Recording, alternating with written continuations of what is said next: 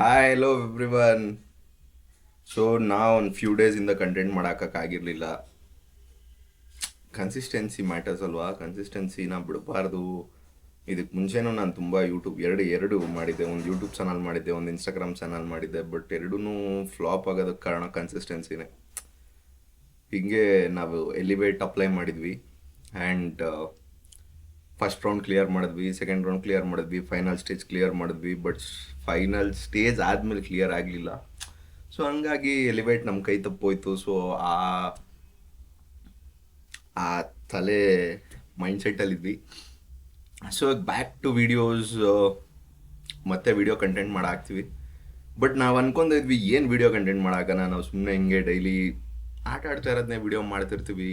ಏನಂತ the best thing, ನಾವು ಏನದ್ರಲ್ಲಿ ಚೆನ್ನಾಗಿದ್ದೀವಿ, ನಾವು ಏನದ್ರಲ್ಲಿ ತುಂಬ ಕ್ಯಾಶುಯಲ್ ಆಗಿ ಏನದ್ರಲ್ಲಿ ಚೆನ್ನಾಗಿದ್ದೀವಿ, ನಾವು ನಾರ್ಮಲ್ ಆಗಿ work apart from the work what we are good at ಅದನ್ನು ನಾವು ತಿಳ್ಕೊಂಡು ಸೊ ದಟ್ ಆ ಕಡೆಯಿಂದ ಫೋಕಸ್ ಮಾಡೋಣ ಅಂತ ಅಂದ್ಕೊಂಡ್ವಿ.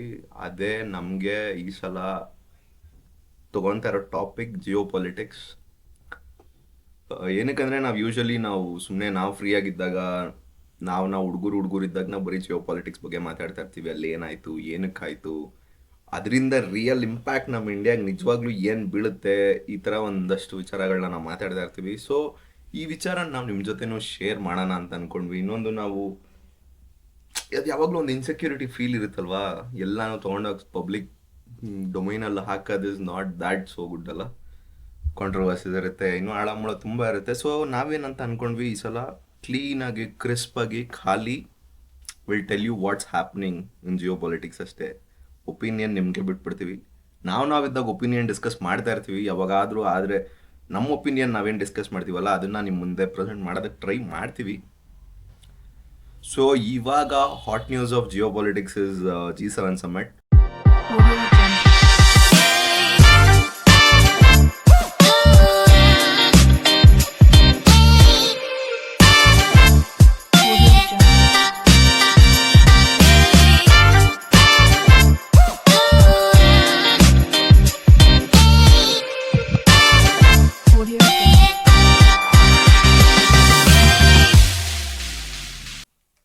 ಸೊ ಜಿಯೋ ಪಾಲಿಟಿಕ್ಸ್ ಅನ್ನೋದು ತುಂಬ ಕಾಂಪ್ಲೆಕ್ಸ್ ಆಗಿರೋ ವಿಚಾರ. ಯಾಕಂತ ಅಂದರೆ ರಾಜಕಾರಣದಲ್ಲಿ ಹೇಗೆ ಒಬ್ಬ ವ್ಯಕ್ತಿ ಯಾವತ್ತೂ ಒಂದು ಪಾರ್ಟಿಗೆ ಬೌಂಡೆಡ್ ಆಗಿರಲ್ವೋ, ಹಾಗೆ ಇಂಟರ್ನ್ಯಾಷನಲಲ್ಲಿ ಯಾವ ದೇಶನೂ ಯಾವತ್ತೂ ಯಾರಿಗೂ ಕಂಟಿನ್ಯೂಸ್ ಫ್ರೆಂಡ್ ಆಗಿರಲ್ಲ. ಇವತ್ತು ಎನಿಮಿ ಕಂಟ್ರೀಸ್ ಆಗಿದ್ರೆ ನಾಳೆ ಅವ್ರ ಫ್ರೆಂಡ್ಸ್ ಆಗ್ಬೋದು, ನಾಳೆ ಅವ್ರ ಫ್ರೆಂಡ್ಸ್ ಆಗಿದ್ರೆ ನಾಡದವರು ಅದೇ ದೇಶದ ವಿರುದ್ಧ ಯಾವುದಾದ್ರೂ ಒಂದು ಕಾಂಟ್ರವರ್ಷಿಯಲ್ ಟಾಪಿಕ್ನ ಮಾತಾಡಿ ಅದೇ ಒಂದು ಒಳ್ಳೆ ರಿಲೇಷನ್ಶಿಪ್ನ ಹಾಳು ಮಾಡ್ಕೊಬೋದು. ಸೊ ಈ ಥರ ಇರಬೇಕಾದ್ರೆ ಎರಡು ದೊಡ್ಡ ದೇಶ, ಇದು ಏನಕ್ಕೆ ನಮ್ಗೆ ಎರಡು ದೊಡ್ಡ ದೇಶಗಳ ರಾಜಕಾರಣಿಗಳು ಮೀಟ್ ಆದರೆ ಹೆಂಗಿರುತ್ತೆ? ನಾವೇನು ಎಕ್ಸ್ಪೆಕ್ಟ್ ಮಾಡ್ತೀವಿ?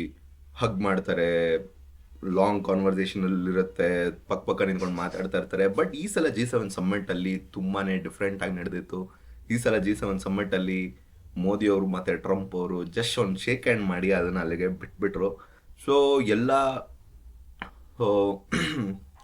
ಎಲ್ಲ ಮೀಡಿಯಾ ಹೌಸಸ್ ಅದನ್ನು ಏನು ಅನ್ಕೊತಾ ಇದ್ರು ಅಂದರೆ ಇಂಡಿಯಾ ಮತ್ತು ಅಮೆರಿಕ ಮಧ್ಯ ಎಲ್ಲನೂ ಸರಿ ಇಲ್ಲ. ಆಬ್ವಿಯಸ್ಲಿ ಎಲ್ಲನೂ ಏನು ಸರಿ ಇಲ್ಲ. ಇವಾಗಿನ ಟ್ಯಾರಿಫ್ ಮುಗ್ದೈತೆ, ಹೈಕೋರ್ಟ್ ಆರ್ಡರ್ ಕೊಟ್ಟ ಮೇಲೆ ಅದನ್ನು 10% ಸ್ಟ್ಯಾಗ್ನೆಂಟ್ ಮಾಡಿದ್ರು. ಸೊ ಹಾಗೆ ಯಾವುದು ಚೆನ್ನಾಗಿ ನಡೀತಾರಲ್ಲ, ಸೊ ದಟ್ ಅಟ್ಲೀಸ್ಟ್ ಇಬ್ಬರು ನಾಯಕರು ಒಳ್ಳೆ ಮಾತಾಡಿದ್ರೆ ಅಟ್ಲೀಸ್ಟ್ ಏನಾದರೂ ಸುಧಾರಿಸ್ಬೋದು ಅನ್ನೋ ಒಂದು ಹೋಪ್ನ ಆ ದೇಶನೂ ಎಕ್ಸ್ಪೆಕ್ಟ್ ಮಾಡ್ತಾ ಇರುತ್ತೆ, ನಮ್ಮ ದೇಶನೂ ಎಕ್ಸ್ಪೆಕ್ಟ್ ಮಾಡ್ತಾ ಇರ್ತೀವಿ. ಸೊ ಹಿಂಗೆ ಸ್ಟಾರ್ಟ್ ಆಗಿದ್ದು ಹೆಂಗೆ ಎಂಡಾಯಿತು ಅಂತ ಅಂದರೆ, ಮೋದಿಜಿ ಅವರು ನನ್ನ ಕ್ಲೋಸ್ ಫ್ರೆಂಡ್ ಹೌಡಿ ಮೋದಿಲಿ ನನಗೆ ಎಷ್ಟು ಸ್ವಾಗತ ಕೋರಿದ್ರು ಅಂತಂದರೆ ನಾನು ಅದನ್ನು ಇವತ್ತಿಗೂ ಮಾತ್ಕೊಳಕ್ಕಾಗಲ್ಲ. ಸ್ಟೇಡಿಯಂ ಒಳಗಡೆ 1,00,000 ಕೆಪಾಸಿಟಿ ಇದ್ದರೆ ಆಚೆ 2,00,000ಕ್ಕಿಂತ ಜಾಸ್ತಿ ಜನ ನಿಂತಿದ್ರು ನಮ್ಮನ್ನು ನೋಡೋದಕ್ಕೆ ಅಂದ್ಬಿಟ್ಟು ಅವರು ಮೋದಿ ಬಗ್ಗೆ ಸಿಕ್ಕಾವಡೆ ಕೊಂಡಾಡ್ಬಿಡ್ತಾರೆ. ಆ್ಯಂಡ್ ಅವ್ರು ಇನ್ನೊಂದು ಇಂಪಾರ್ಟೆಂಟ್ ನ್ಯೂಸು ಮೋದಿ ಅವ್ರ ಬಗ್ಗೆ ಏನು ಹೇಳ್ತಾರೆ ಅಂತಂದರೆ, ಎಲ್ಲಿವರೆಗೂ ಇಂಡಿಯನ್ ಪಾಲಿಟಿಕ್ಸಲ್ಲಿ ಮೋದಿ ಇರ್ತಾರೋ ಅಲ್ಲಿವರೆಗೆ ನಾನು ಇಂಡಿಯಾಗೆ ಸಪೋರ್ಟ್ ಮಾಡ್ತಾ ಇರ್ತೀನಿ. ಆವಾಗ ಪವರ್ ಹಸ್ತಾಂತರ ಆಗುತ್ತೋ ಬೇರೆಯವ್ರಿಗೆ, ಆವಾಗ ನಾನು ಇದೇ ರಿಲೇಷನ್ಶಿಪ್ನ ಗ್ಯಾರಂಟಿ ಕೊಡೋಕ್ಕಾಗಲ್ಲ ಅಂತ ಟ್ರಂಪ್ ಅವ್ರು ಹೇಳಿದರು. ಸೊ ಹಾಗಾಗಿ ಒಂಥರ ಒಳ್ಳೇದನ್ಕೋ ಒಂಥರ ಕೆಟ್ಟದಾದರೂ ಅಂದ್ಕೊಳ್ರಿ. Because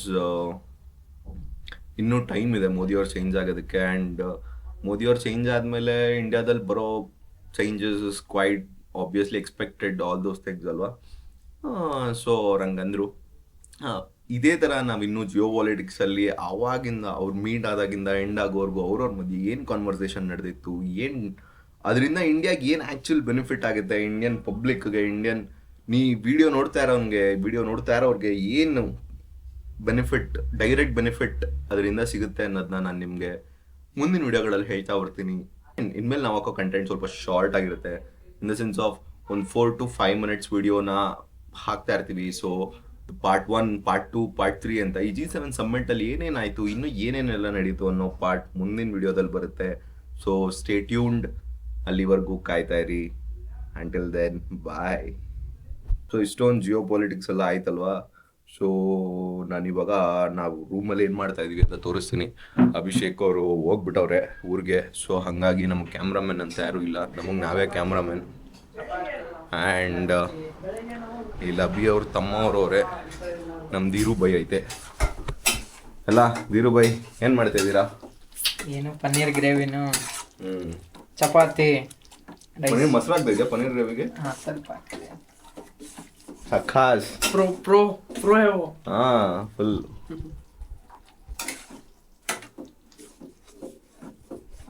ghee rice ಮಾಡೈತೆ.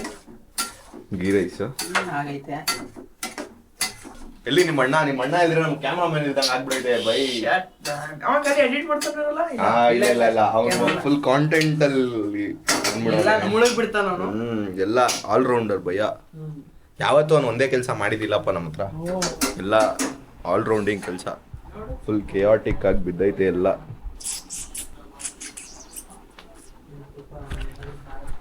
So see you in next video. Bye. Like, share and subscribe.